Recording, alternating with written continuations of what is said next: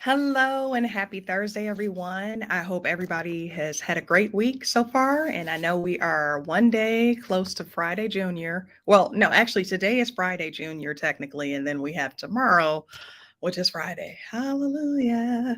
I don't know about you all, but I am definitely looking forward to the weekend. Got some exciting stuff planned, and that exciting stuff is called sleep. Um, but, I'm excited about today's topic, right? Because I personally think that we may see a rise in entrepreneurship among um, certain individuals, specifically, Black-owned businesses, Hispanic, Latinx-owned businesses, Indigenous-owned businesses, among others, right? And I'll tell you why I think we may see that in a post-affirmative action era. But before I jump into that, I'll tell you what inspired this topic.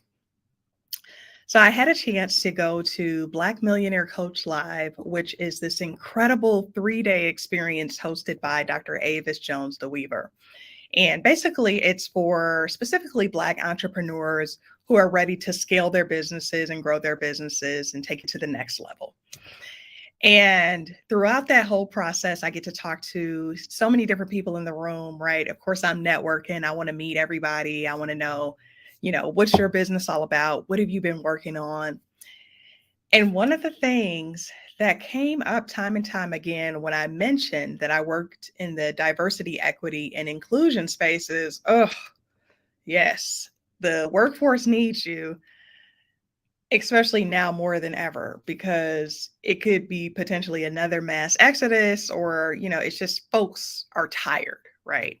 Especially people of color in particular, and especially Black women. And today is Black Women's Equal Pay Day. And I just feel like this is a very timely topic and the perfect day to talk about this, right? Because it's Black Women's Equal Pay Day. And we know that for every 65 cents that a Black woman earns in the workforce, that a white man makes $1, right? So that means for every dollar a white man earns, that a Black woman earns 65 cents.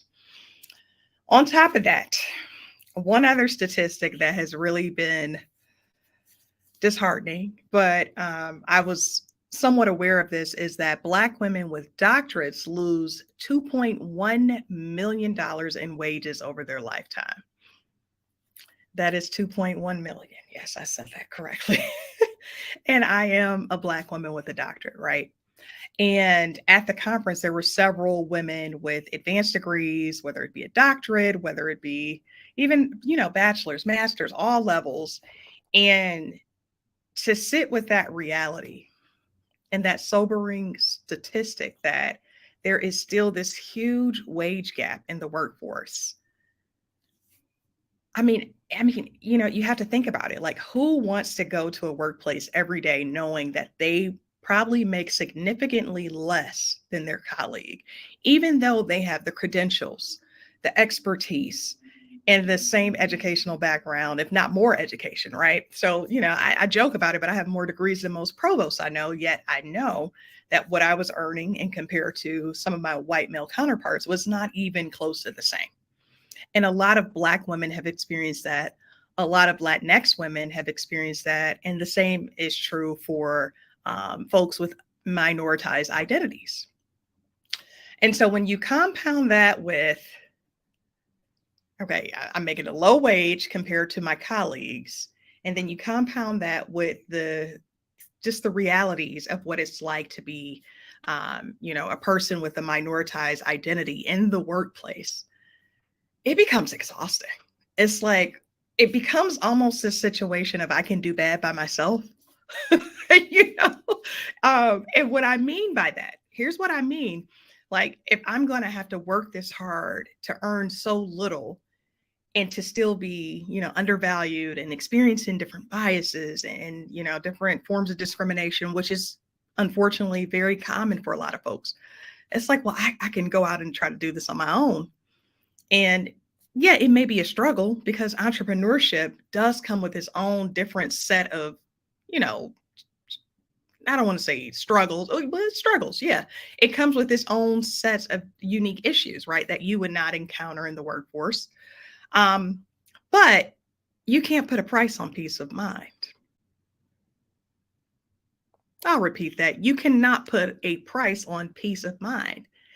And what I heard time and time again is that a lot of Black women telling me, I just can't be in a space where not only I'm underpaid, I don't feel like, I feel that sense of community within my workplace. And now they're putting policies in place, knowing that affirmative action is still necessary in a lot of ways, because there's still a lot of workplaces that are nowhere near where they need to be in terms of racial equity and racial inclusion, and just inclusion and equity as a whole, right? And so affirmative action was put into place to try to help, regulate that from a federal legal standpoint. And so, yes, affirmative action still exists. And we know right now it's only impacting higher education, like a lot of the decisions that were made. But we have seen this trend now folks are like, okay, workforce, now we're coming over to you. And see, we knew this would happen. We knew it wouldn't just be institutions of higher education that were targeted. We knew that eventually it would make its way over to different workplaces. Now, the beauty of corporations is they're like, well, we can do what we want to do. We don't receive state funding. We're not a land grant university, so you can miss me with it, right? There are some organizations, specifically corporations and private entities, that are like, well, we're going to keep going with our inclusion and equity efforts and things that center around access and belonging. There are a lot of workplaces still doing it. But then you have some that are like, well, maybe we should pull back from this. Maybe we should reassess our hiring practices and stop using affirmative action or anything that could be considered discriminatory, because there are some folks who consider affirmative action discriminatory.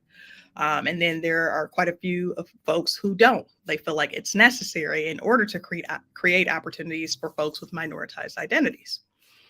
So you have all of this going on, right? So think about this from the lens of a person who has to go to work every day. They have a minoritized identity. They know all of this is going on at a federal level. Oh, sorry. Hey, Dars. I just noticed the chat up here. I forgot all about the chat. But think about it. You have all this going on at the federal level.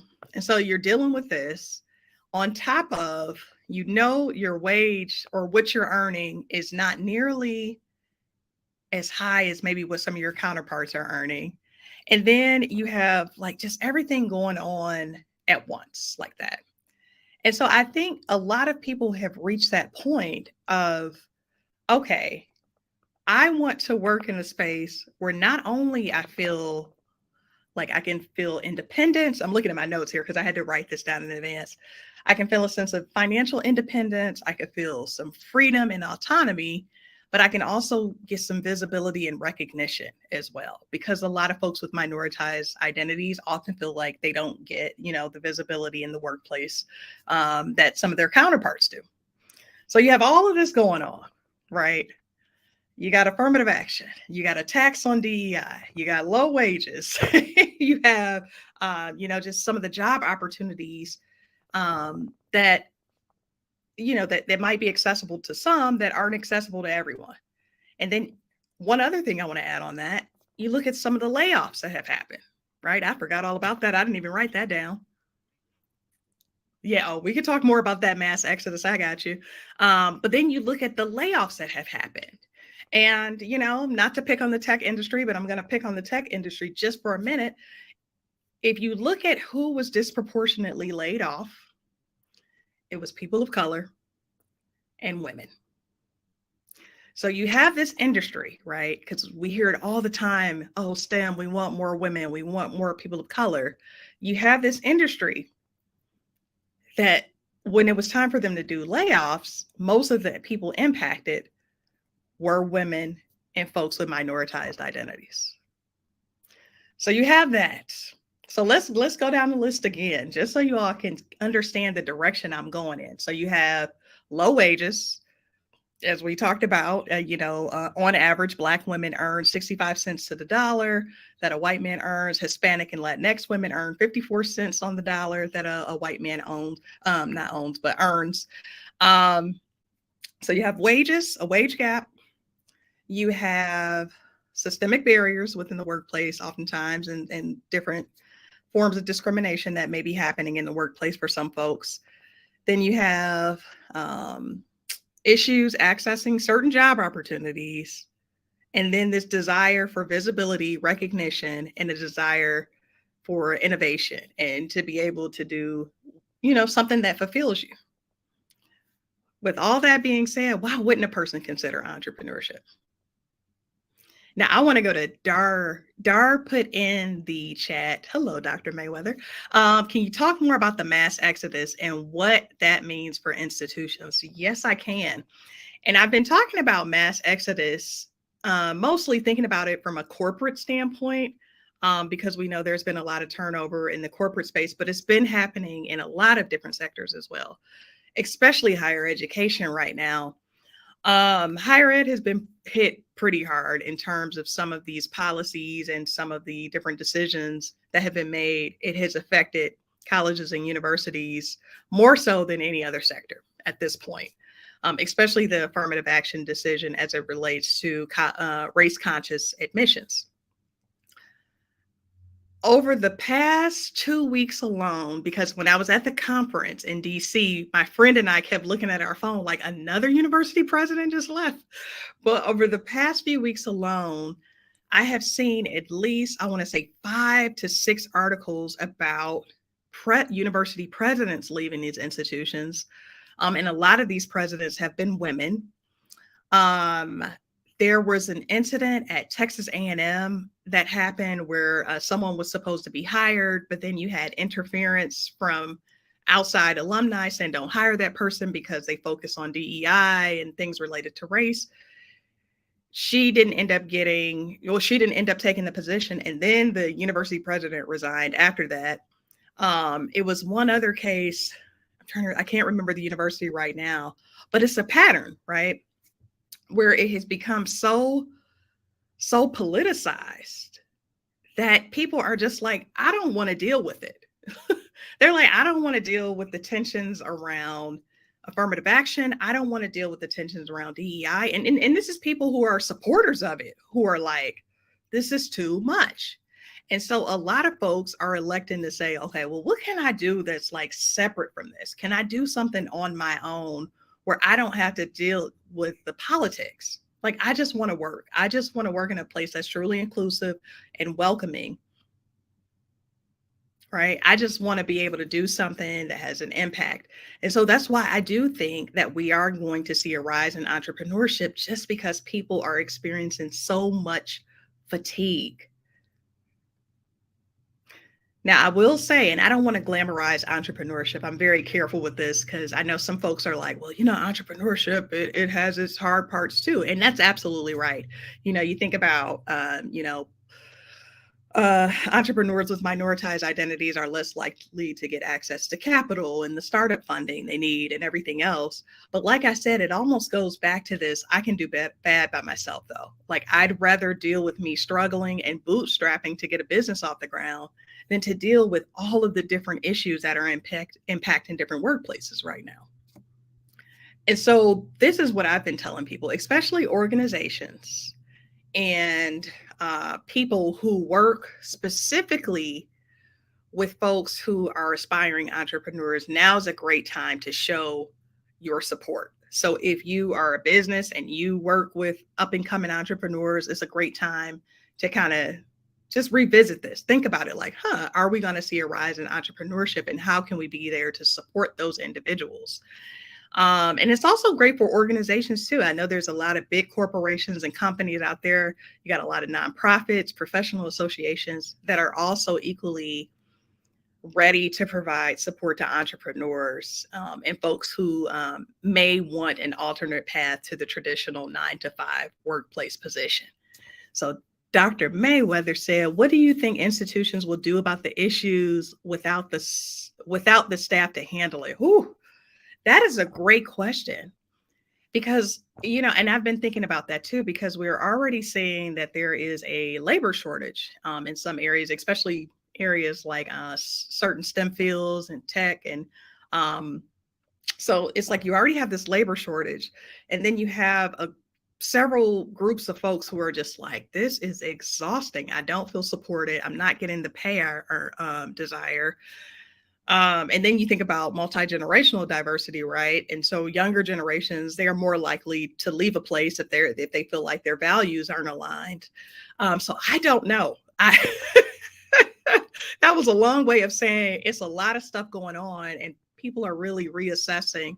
And I almost feel like it's in a similar situation with COVID, right? With COVID, everybody was just like, this is giving me time to assess.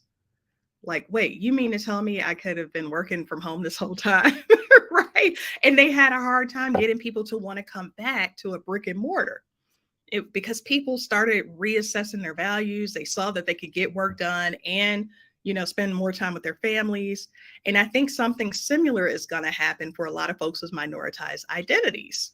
They're going to be like, well, I can deal with a lot less headache trying to do this on my own, trying to do something that maybe I've always wanted to do. And there's so many benefits to entrepreneurship, right? We know that folks with minoritized identities are more likely to hire other folks with minoritized identities. They're more likely to give back to their community. So with that, you have wealth being generated within the community. So it's a lot of perks to it. But like you said, Spring, I'm reading your comment. Entrepreneurship is not for the weak, but I can deal with my own issues, like you said. There you go. And so I think more and more people are kind of reaching that point of it's too much to try to deal with. Like nobody wants to come to work, like I said, and feel like, do they even want me here? Like no person with a minoritized identity wants to feel that way. Like why? I'm underpaid compared to my counterparts. We know that because it's Black Women's Equals Pay Day.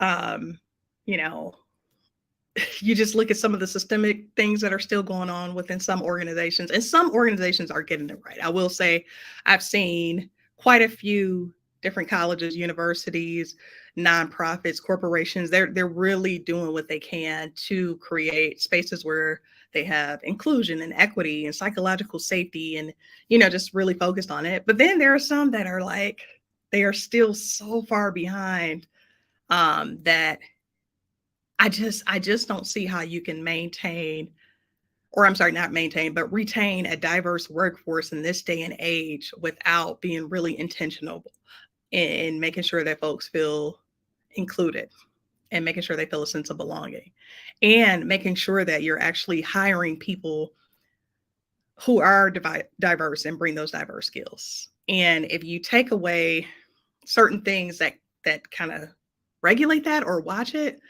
I think people are just going to be like, well, the playing field was already not level and now it's just even more unlevel. So I can do this on my own. And that's just me being straight up. I'm not bringing a lot of scientific research to it. You all know I'm a researcher. So normally I've read a bajillion articles before I come do these lives. But today I was just like, nah, I'm telling you all based on numerous conversations I've had and the conversations that those folks have had with others. Like we're all talking and a lot of us are just like, this has become so much. It is too much trying to navigate this. So why not just do something where I could potentially be successful on my own? And a lot of people too, I've had more and more conversations with folks about this, is that when you look at the statistics, and Dr. Avis said this during her conference, and I just felt my blood boil. But there is a study, and I can put the study in the comments once I'm done, but there's a study that says that Black wealth is predicted to be at zero in 2053. Zero. When she said that, and I knew, I saw some trends and reports already, but it was still just like, okay, so if entrepreneurship could potentially be a path to generating generational wealth in your community, then why not take that risk? I almost feel like it's riskier to stay in the workforce and never really, never really earn what you could earn. Like, according to statistics, I'm losing $2.1 million as a Black woman with a doctorate compared to, my white male counterparts with doctorates. But why not take that risk and say, okay, well, if I know statistically speaking that we are not expected to generate and build generational wealth, then why not at least go for it and try to position myself to become a business owner and to actually generate wealth for myself, the folks who come after me, and generate wealth for my community. So that's why I think, and I could be wrong, but I have a strong feeling just based on, some of the trends we're seeing, based on lots of conversations that have been happening among folks with minoritized identities. It's just like the fatigue of it all has really set in, and more people are starting to recognize that in order to really generate the wealth that we need in our community, we have to look at entrepreneurship and investing in other ways to really get to where we need to get. So that is my Thursday thoughts. Oh, that's good. Let me write that down. Thursday thoughts. Okay, so maybe I'll go live every Thursday. Y'all know, look, we're all about like coining some terms and some slogans and my Thursday thoughts. So that is my Thursday thoughts on this topic, you all. I have a sneaking suspicion. And even if it's not people leaving their jobs in mass exodus, I do think more and more people are going to start some kind of entrepreneurial venture in addition to what they're already doing, with the goal of trying to build some kind of wealth or eventually use it as a plan to leave the workplace. Now, I want to end really quickly because I know I get this from time to time. I'm not anti-workforce. I'm not anti-workplace. I have nothing against, the traditional workplace setting. Like, I think it's necessary. I think we need jobs. We need opportunities. Not everybody is, cut out to go the entrepreneurship route. They don't want to. Not everybody does. But I do think more and more people will be looking at opportunities outside of the workplace. So those are my Thursday thoughts. You all feel free to let me know what you think. This video, you can watch it on replay. And if you want to go back and comment later, feel free. I could be way off base, but then again, I could be on point. So we shall see. Time will tell. But anyway, I hope you all have a great evening and a great Friday and a great weekend. I know I plan to sleep in something serious, you all. Like, I have not had a full 8-hour night's rest for like the past 4 or 5 days. And I'm just like, nah, see, I'm the type, I have to sleep. So yeah, I plan to sleep this weekend and rest. And I hope everybody has a restful weekend.